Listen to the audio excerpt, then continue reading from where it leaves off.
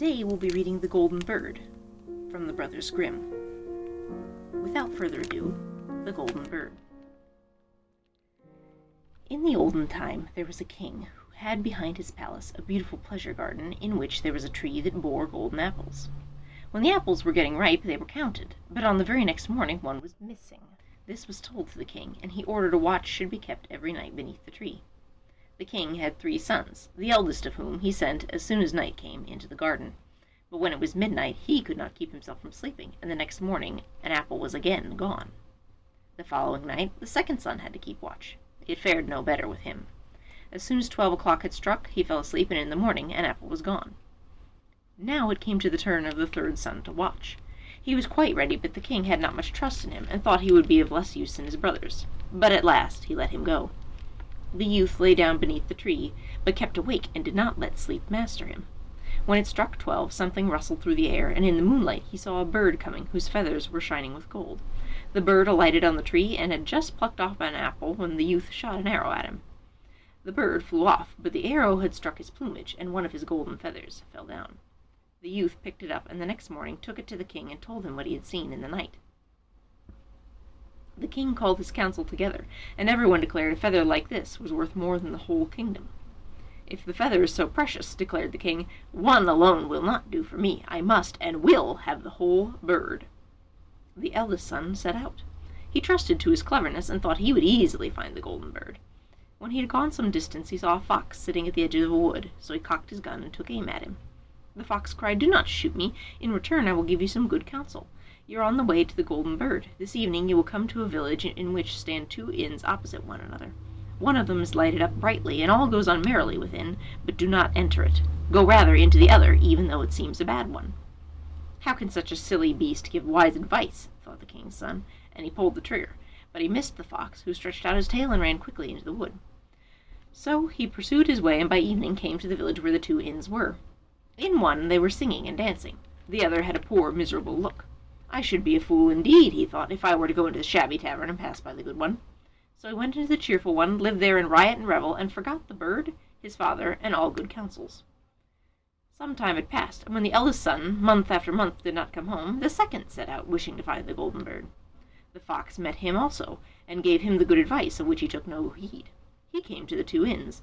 His brother was standing at the window of the one from which the music came, and called to him. He could not resist, and went inside and lived only for pleasure. Again time passed, and then the youngest king's son wanted to set off and try his luck. But his father would not allow it. "It is of no use," said he. "He will be less likely to find the golden bird than his brothers, and if a mishap were to befall him, he knows not how to help himself. He is a little wanting at best." But at last, as he had no peace, he let the boy go.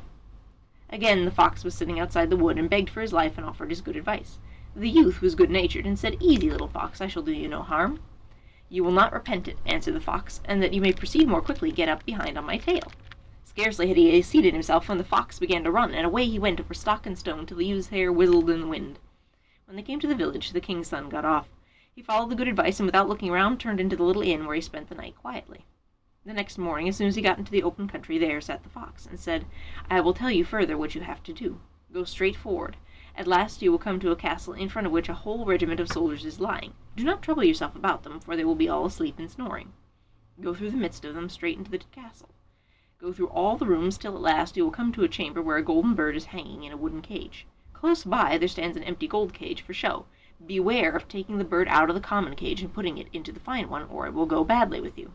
With these words the fox again stretched out his tail, and the king's son seated himself upon it. Away he went over stock and stone till his hair whistled in the wind. When he came to the castle he found everything as the fox had said. The king's son went into the chamber where the golden bird was shut up in a wooden cage, whilst a golden one stood hard by. The 3 golden apples lay about the room. Thought he, "It would be absurd if I were to leave the beautiful bird in the common and ugly cage," and so he opened the door, laid hold of it, and put it into the golden cage. But at the same moment the bird uttered a shrill cry. The soldiers awoke, rushed in, and took him off to prison. The next morning he was taken before a court of justice, and as he confessed everything, was sentenced to death. The king, however, said he would grant him his life on one condition, namely, if he brought him the golden horse that ran faster than the wind. In that case he should receive, over and above, as a reward, the golden bird. The king's son set off, but he sighed and was sorrowful, for how was he to find the golden horse? but all at once he saw his old friend the fox sitting on the road. "Look you," said the fox, "this has happened because you did not listen to me. However, be of good courage. I will help you and tell you how to get to the golden horse. You must go straight on, and you will come to a castle where in the stable stands the horse. The grooms will be lying in front of the stable. They will be asleep and snoring, and you can quietly lead out the golden horse. But of one thing take heed. Put him on the common saddle of wood and leather, and not the golden one which hangs close by, else it will go ill with you." Then the fox stretched out his tail, the king's son sat upon it, and away he went over stock and stone till his hair whistled in the wind. Everything happened just as the fox had said. The king's son came to the stable in which the golden horse was standing, but just as he was going to put the common saddle upon him, he thought, "'Twill be a shame to such a beautiful beast if I do not give him the good saddle which belongs to him by right." Scarcely had the golden saddle touched the horse than he began to neigh loudly. The grooms awoke, seized the youth, and threw him into prison. The next morning he was sentenced by the court to death, but the king promised to grant him his life and the golden horse as well, if he would rescue the beautiful princess from the golden castle. With a heavy heart the youth set out, yet luckily for him he soon found the trusty fox. "I ought to leave you to your ill luck," said the fox, "but I pity you, and I will help you once more out of your trouble. This road takes you straight to the golden castle. You shall reach it by eventide, and at night, when everything is quiet, the beautiful princess goes to the bathing house to bathe. When she enters it, run up to her and give her a kiss. Then she will follow you, and you can take her away with you. But do not allow her to say farewell to her parents first, or it shall go ill with you." Then the fox stretched out his tail, the king's son seated himself upon it, and away the fox went over stock and stone till the youth's hair whistled in the wind. When he reached the golden castle, it was just as the fox had said. He waited until midnight, when everything lay in deep sleep, and the beautiful princess was going to the bathing house. Then he sprang out and gave her a kiss. She said she would like to go with him, but she asked him pitifully with tears to be allowed to take leave of her parents. At first he withstood her prayer, but when she wept more and fell at his feet, he at last gave in. No sooner had the maiden reached the bedside of her father than he and all the rest of the castle awoke, and the youth was laid hold of and put in prison. The next morning the king said to him, "Your life is forfeit, and you can only find mercy if you take away the hill which stands in front of my windows and prevents my seeing beyond it. You must finish it within 8 days. If you do that, you shall have my daughters your reward." The king's son began, and dug, and shovelled without leaving off, but after 7 days, when he saw how little he'd done and all his work was as good as nothing, he fell into great sorrow and gave up all hope. On the evening of that day the fox appeared and said, "You do not deserve I should take any trouble about you. Nevertheless, go away and lie down to sleep. I shall do the work for you." The next morning when he awoke and looked out of the window, the hill was gone. Full of joy, the youth ran to the king and told him the task was fulfilled, and whether he liked it or not, the king had to hold to his word and give him his daughter. So the two set forth together, and it was not long before the trusty fox came up to them. "You've certainly got what is best," said he, "but the golden horse also belongs to the maiden of the golden castle." "Well, how shall I get it?" asked the youth. "That I will tell you," answered the fox. "First take the beautiful maiden to the king who sent you to the golden castle. There will be unheard of rejoicing. They will gladly give you the golden horse and will bring it out to you." All was brought to pass successfully, and the king's son carried off the beautiful princess on the golden horse. The fox did not remain behind, and he said to the youth, "Now I will help you to get the golden bird. When you come near to the castle where the golden bird is to be found, let the maiden get down, and I will take her into my care. Then ride with the golden horse into the castle yard. There will be great rejoicing at the sight, and they will bring out the bird to you." When all was accomplished, and the king's son was about to ride home with his treasures, the fox said, "Now you shall reward me for my help." "What do you require for it?" asked the youth. "When you get into the wood yonder, shoot me dead and chop off my head and feet." "Well, that would be fine gratitude," said the king's son. "I cannot possibly do that to you."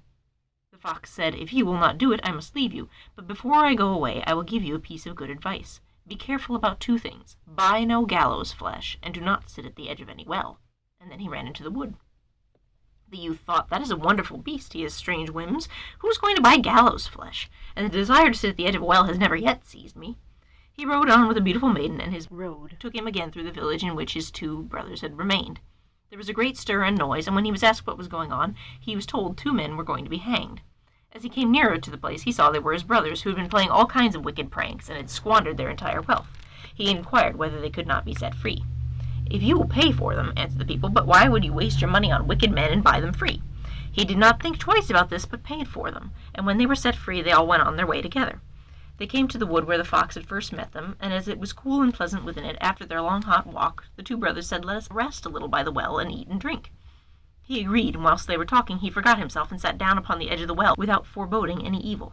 But the 2 brothers threw him backwards into the well, took the maiden, the horse, and the bird, and went home to their father. "Here, we have not only brought you the golden bird," said they, "but we have also won the golden horse and the maiden from the golden castle." There was great joy, but the horse would not eat, the bird would not sing, and the maiden sat and wept. But the youngest brother was not dead. By good fortune the well was dry, and he fell upon soft moss without being hurt, but he could not get out again. Even in this strait the faithful fox did not leave him. He came and leapt down to him and upbraided him for having forgotten his advice. "But yet I cannot give it up. I will help you again into daylight." He bade him hold tight to his tail, and he pulled him up. "You are not out of all danger yet," said the fox. "Your brothers were not sure of your death, and have surrounded the wood with watchers, who are to kill you if you let yourself be seen." But a poor man was sitting upon the road, with whom the youth changed clothes, and in this way he got to the king's palace. No one knew him, but the bird began to sing, the horse began to eat, and the beautiful maiden left off weeping. The king, astonished, asked, "What does this mean?" Then the maiden said, "I do not know, but I have been so sorrowful, and now I am happy. I feel as if my true bridegroom had come." She told him all that had happened, although the other brothers had threatened her with death if she were to betray anything. Then the king commanded all the people now in his castle be brought before him. Amongst them came the youth in his ragged clothes, but the maiden knew him at once and fell upon his neck. The wicked brothers were seized and put to death, but he was married to the beautiful maiden and declared heir to the king. But how did it fare with the poor fox? Long afterward the king's son was once again walking in the wood, and the fox met him, and said, "You have everything now that you can wish for, but there is never an end to my misery, and yet it is in your power to free me." Again he asked him with tears to shoot him dead and chop off his head and feet. So the king's son did it, and scarcely was it done when the fox was changed into a man, and was none other than the brother of the beautiful princess. Thus at last the fox was freed from the magic charm which had been laid upon him, and now nothing more was wanting to their happiness as long as they lived. The end. Thank you for sharing this tale with me.